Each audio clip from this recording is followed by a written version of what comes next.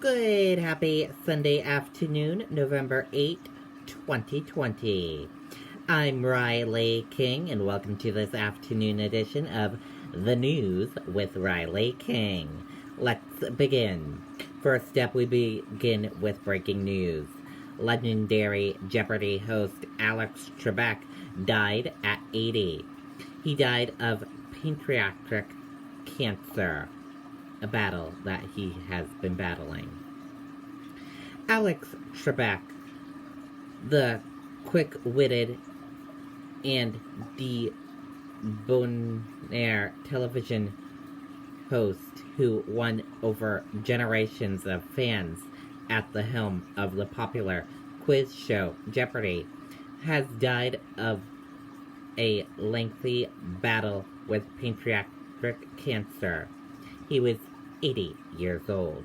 Our thoughts and prayers go to his family, co-workers on the Jeopardy show as well.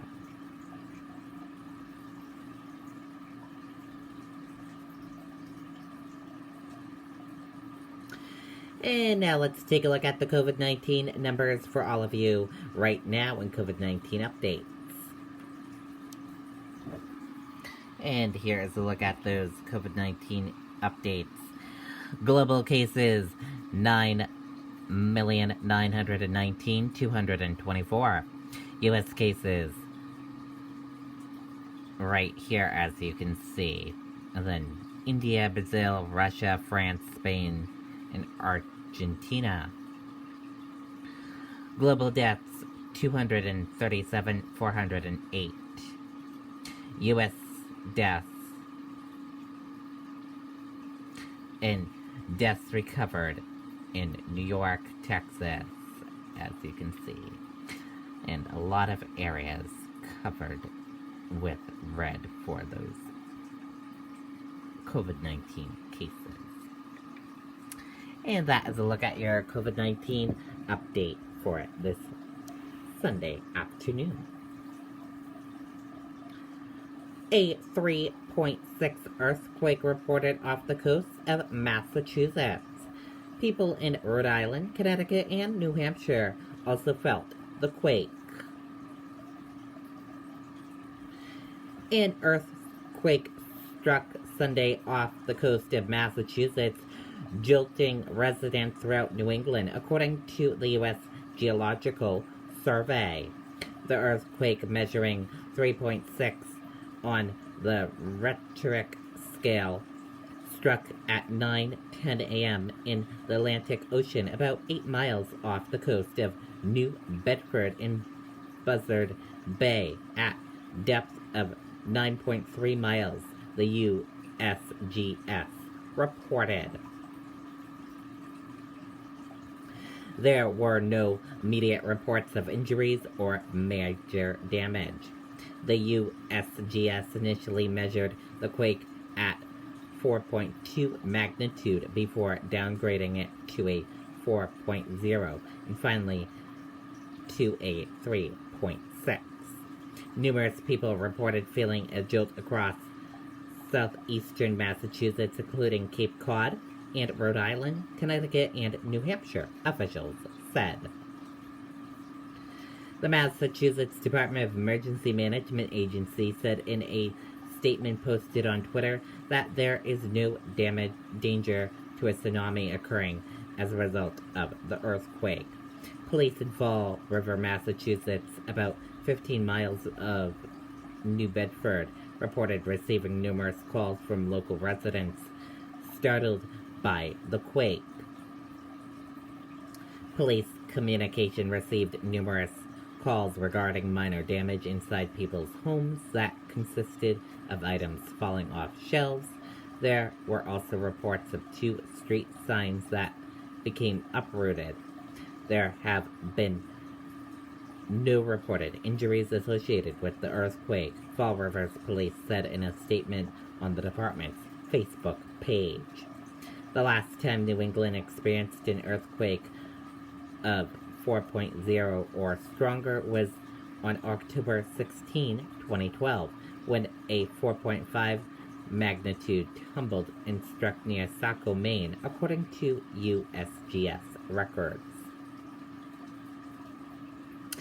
Sunday's quake came just ahead of the 265th anniversary of Cape Ann earthquake, the most destructive earthquake to hit New England, which damaged more than 1,000 homes.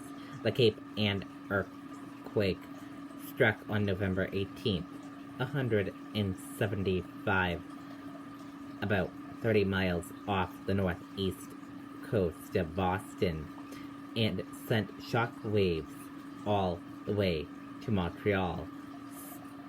Studies by the USGS estimate the earthquake was a magnitude 6.0 to 6.3.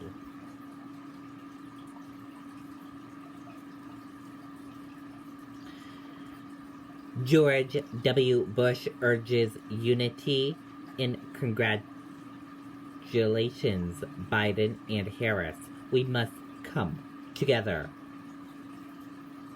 Former President George W. Bush, the only living Republican ex-president, extended congratulations to President-elect Joe Biden and Vice President-elect Kamala Harris on Sunday, while appealing to the American people to come together in wake of the bruising political campaign. In a statement, Mr. Bush revealed he spoke with Mr. Biden and Harris on the phone and said he offered the president-elect my prayers for his success and my pledge to help in any way I can. The former president also marked Harris' historic election, as she will be the first woman vice president and the first black vice president.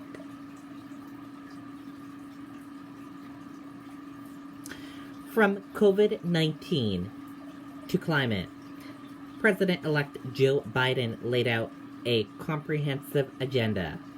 The potential for a Republican-controlled Senate could hinder his effects. President-elect Joe Biden offered voters an agenda that tried to balance his moderate inclinations and the calmer among his progressive base to implement big changes. The former vice president promised to build back better with large sweeping programs and reforms designed to charge the economy and address problems like healthcare and radical inequality. When he is sworn into office in January, he will have to grapple with the reality left by a split decision on election day. That will he won his party failed to make enough gains in the Senate to ensure that he will have friendly cooperation in Congress to enact his proposals. 2 Senate races in Georgia are likely to determine whether Republicans continue to control the chamber, but even if Democrats secure a sweep, the party will have a maneuver their narrower majority, which will empower moderate members to tamp down the liberal agenda. If Republican Mitch McConnell remains in charge, he can exercise broad influence. Everything that goes through the Senate, legislation, budgets, cabinet posts, judges, Supreme Court nominees, the debate ceiling. Remember, the debate ceiling will need GOP approval. But Biden's transition team, which has already been working for months to prepare, will have his campaign plan to use as a starting point. Here's Biden's dream agenda. Number 1, COVID-19. Number 2, jobs and economy. Number 3, climate. Number 4, government reform. Number 5, healthcare. Number 6, taxes. Number 7, immigration. Number 8, infrastructure. Number 9, racial injustice. Number 10, foreign policy.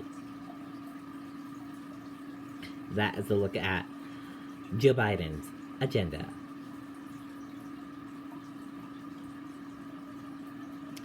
And that does it for this afternoon edition of the News with Riley King. Thank you for watching this afternoon edition of the News with Riley King. Have a great rest of your afternoon. I'll see you back here later on today for another edition of the News with Riley King. Goodbye, everyone.